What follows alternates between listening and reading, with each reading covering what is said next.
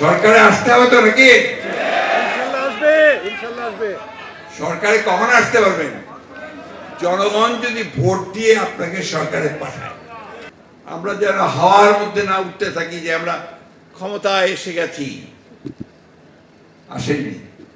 আজকে আমি বলেছি যে যারা এই দুর্নীতি করে, যারা চাঁদাবাজি করে, জমি দখল করে, এরা বিএনপির লোক নয়, এরা দুর্বৃত্ত। আমরা দল থেকেও কিছু লোকের বিরুদ্ধে চেয়ারম্যান সাহেব ব্যবস্থা নিয়েছেন, তাই না? আমরা তাদের বিরুদ্ধে ব্যবস্থা নিয়ে থাকবো। আরেকটা কথা বলবো, কিছু মনে করবেন না, সেটা হচ্ছে শুধু ওই নেতা, আমাদের মতো নেতাদের কথা শুনে দৌড়াবেন না। ভালো মন্দ বিচার করার কথা শিখবেন নিজেরা, কারণ আপনারা শিক্ষক। আপনাদেরকে প্রতি মুহূর্তে চিন্তা করতে হবে যে আমি আমার জাতিকে কি দিয়ে যাব। আমার জাতিকে আমি তখনই দেবো যখন আমি একটা ছেলেকে সঠিকভাবে শিক্ষিত করে গড়ে তুলতে পারবো। আর একটা কথা বলি ভাই, এটা একদম আমার নিজের কথা, দলের কথা না। শিক্ষকদেরকে দল কানা হলে চলবে না।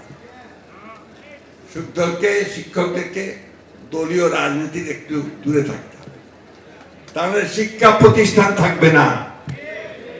কথাটা আপনাদের ভালো লাগবে না আমি জানি, কারণ আওয়ামী লীগ যে অবস্থা তৈরি করে দিয়ে গেছে, সে একেবারে পিয়ন থেকে চাপরাস থেকে শুরু করে গভর্নিং বডির প্রেসিডেন্ট পর্যন্ত সে আওয়ামী লীগের চাকর বাকরতে ঢুকে দিয়ে গেছে, তাই না? সেখান থেকে বের করে আনতে হবে তো।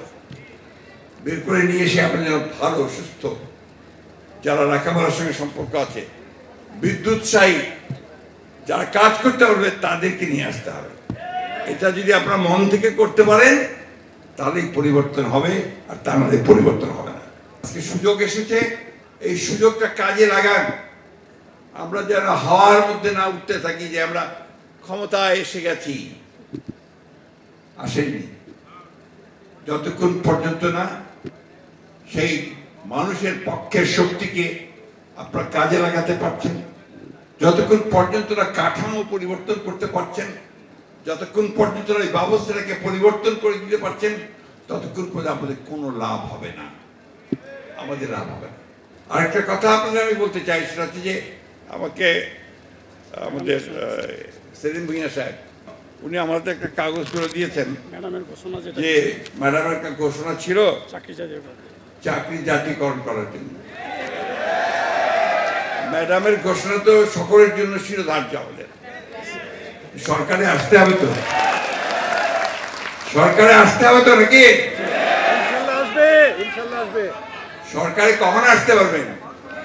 জনগণ যদি ভোট দিয়ে আপনাকে সরকারে পাঠায়, তাই না? ভোট দিবে কখন?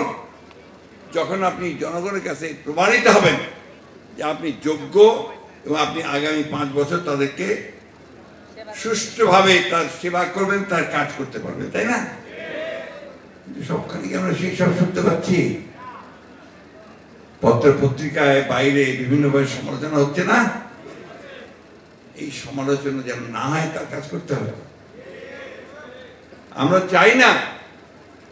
আজকে আমি বলেছি যে যারা এই দুর্নীতি করে, যারা চাঁদাবাজি করে, জমি দখল করে, এরা বিএনপির লোক নয়, এরা দুর্বৃত্ত। আমরা দল থেকেও কিছু লোকের বিরুদ্ধে চেয়ারম্যান সাহেব ব্যবস্থা নিয়েছেন, তাই না? আমরা তাদের বিরুদ্ধে ব্যবস্থা নিয়ে থাকবো।